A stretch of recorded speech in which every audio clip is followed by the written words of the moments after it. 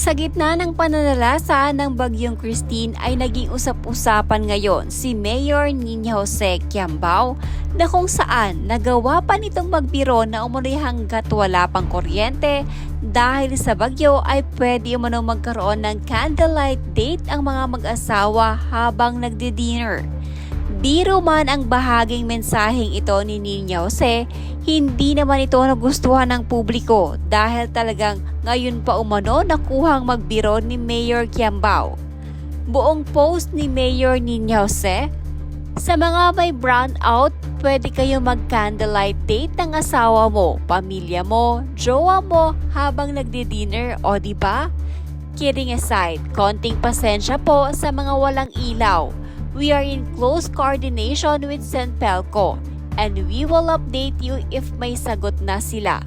Meanwhile, stay safe, dry, and let's pray together to shoo away this Bagyong Christine. See, yan nangyayari pag ang lakas ng hangin, walang naidudulot na tama, kaya dapat tamang level ng hangin lang. Umayon sa kapreskuhan. Lesson here, huwag masyadong malakas ang hangin. Huwag umeme pag di mo carry. Stay safe and warm, my beloved Bayambangeños.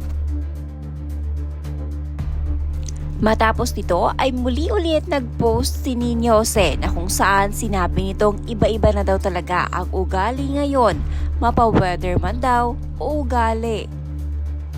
Ibang-iba na talaga ang panahon ngayon, parehong tinutukoy ko, weather at ugali ng mga tao. But tandaan, ang buhay ay weather lang. Wishing and praying for goodness for everyone.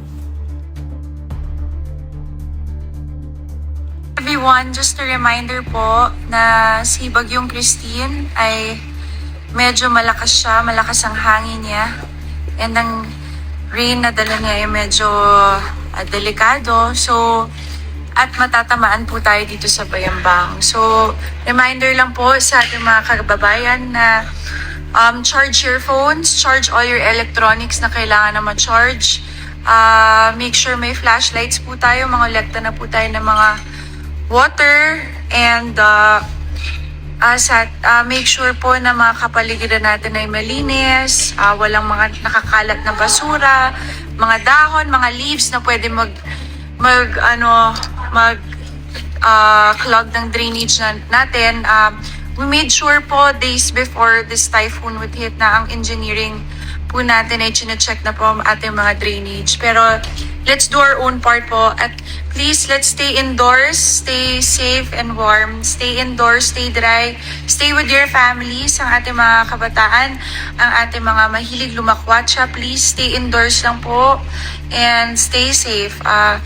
The LGU is 24/7 open for any emergency.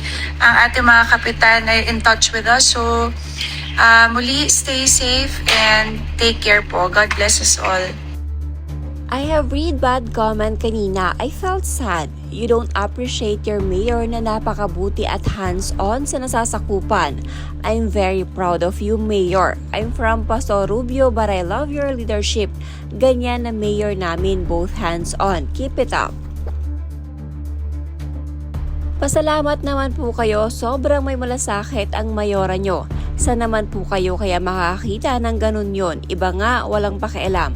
Sobrang natouch naman ako dahil may malasakit ang buong Bayambang. Salamat po, Mayora, mabuhay po kayo.